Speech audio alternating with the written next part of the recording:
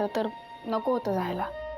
पण ताईला काय गरज होती आपल्या मागे मागे यायची आणि फोटो काढायची ती? समजा नसतं कळलं आईला काय फरक पडणार होता? हे बघ, आता ना या जर तरच्या गोष्टींना काही अर्थ नाहीये. अगं पण आपण चुकलोय हेच खरं. मला नाही वाटत तसं.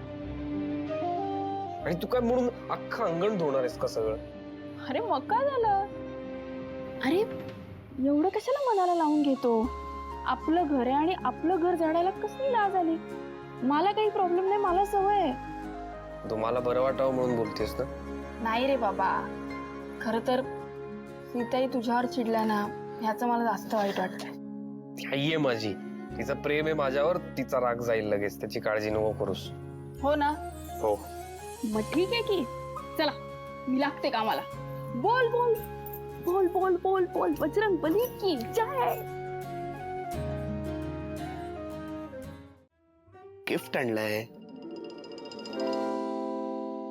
गिफ्ट? मला नकोय तुझं गिफ्ट. तुला मला गिफ्ट द्यायचंय ना, तू मला परत घेऊन जा प्लीज. डोंट वरी दिव्या, ते करू ना आपण. हे बघ, आपण लवकरच आपल्या बाबांना कन्व्हिन्स करणार आहोत. पण मला एक सांग, तू अशी का झोपली असास दिवसभर? नाही म्हणजे आंघोळ वगैरे केलीस की नाही? दिवसातून 2 वेळा आंघोळ करते मी चंदन, तरी माझे हे हाल आहेत. हे जे चकचकीत घर दिसतंय ना तुला, हे तुझ्या आजोबांनी करून घेतलंय माझ्याकडून. काय म्हणूनच माझी ही हालत झालीये. मी तुझ्या पाया पडते, तू प्लीज मला वाचव तुझ्या आजोबांपासून. त्यांचं हे साधं राहणी म्हणणं मला परवडणारं नाहीये. आणि उच्च विचारसरणी जाऊ देते नको आता. पण मी काय म्हणतो, तू काळजी नको करूस ना. हे बघ, आपण लवकरच आपल्या आजोबांना कन्व्हिन्स करणार आहोत आणि ते थेट आपल्याला घरात नेतील, डायरेक्ट घरात एंट्री. सो काळजी नको करू. तू आता थकली आहेस ना, थोडा वेळ झोप. आणि हे घे. ताई, काय झालं? मला एक गोष्ट सांग, तू शिवाचा काय एवढा रागराग करतेस? आधी स्वतः रागराग करून मोकळा झालास आणि आता मला विचारतोयस मी राग का करते? अशी काय काळी जादू केली अरे तिने तुझ्यावर 2 दिवसात? डायरेक्ट तिची बाजू घ्यायला लागलास. तिच्यासाठी तू आईला दुखावतोयस? एक मिनिट. आईला दिलेलं वचन तू विसरलास. आईलाच काय, मला दिलेलं वचन सुद्धा विसरलायस तू. रक्षाबंधनला आठवतंय ना, वचन दिलं होतंस तू मला. असं काही नाहीये. असंच आहे. अरे किती लाड चालले तिचे. ती तुला फसवून तुझ्याशी लग्न करून या घरात आलीये, विसरलेला दिसतोयस तू. परत? ताई, तू माझ्या प्रश्नाचं उत्तर दे प्लीज. तू तिचा रागराग का करते? कारण ती तुझी आणि पर्यायाने या घराची वाट लावती. मी माझ्या आईला कधीच इतक्या दुःखात बघितलं नव्हतं, पण ही मुलगी घरात आल्यापासून माझ्या आईला त्रास होतोय आणि मला ते बघवत नाहीये. कळलं? आईचा शब्द या घरात कोणी पाळला नाही असं कधीच झालं नव्हतं, पण तुझी सोकॉल्ड बायको तिच्या शब्दाला मान सुद्धा देत नाही. मिळालं तुला तुझ्या प्रश्नाचं उत्तर?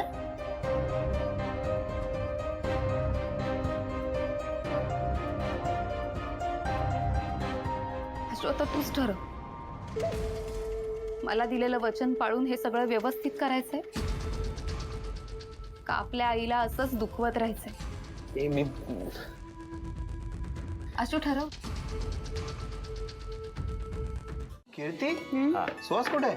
सुहास बाहेरून जेवून आलाय, तर त्याचं पोट भरलंय. याला काय अर्थ आहे? आपण सगळे एकत्र. अख्खं पोट भरलंय त्याचं. हा ठीक आहे ठीक आहे ठीक आहे. शिवा, आज तू दिवसभर काम करून दमली अशी. तू बस, मी वाढते. नाही ठीक आहे, झालंच आहे आता. चला चला वाढते मी पण.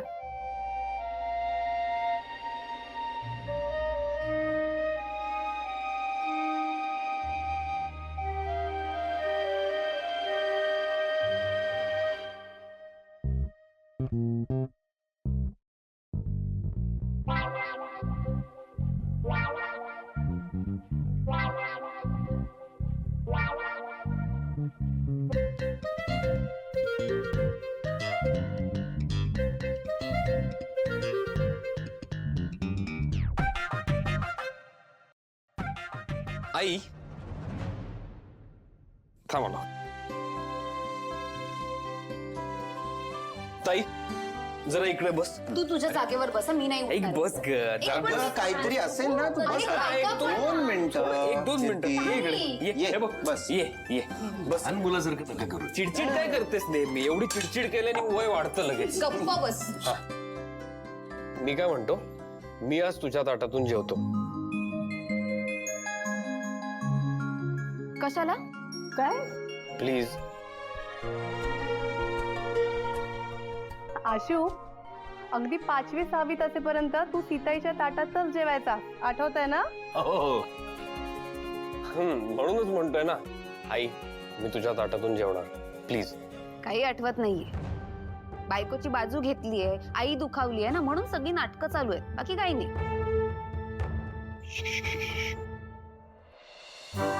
चल पापडापासून सुरुवात करायची. हे घे.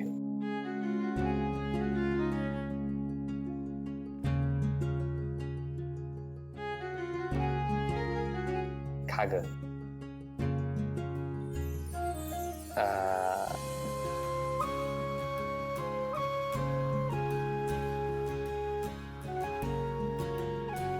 Special moment.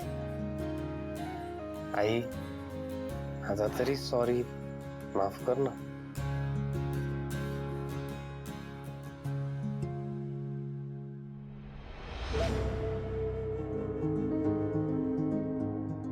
आता ठीक आहेस ना तू? उपयोग काय आहे पण? संगत वाईट आहे ना. कीर्ती, जेवताना जरा चांगलं बोलावं, म्हणजे अन्न पचतं आणि आशू म्हणाला तसं वय वाढत नाही.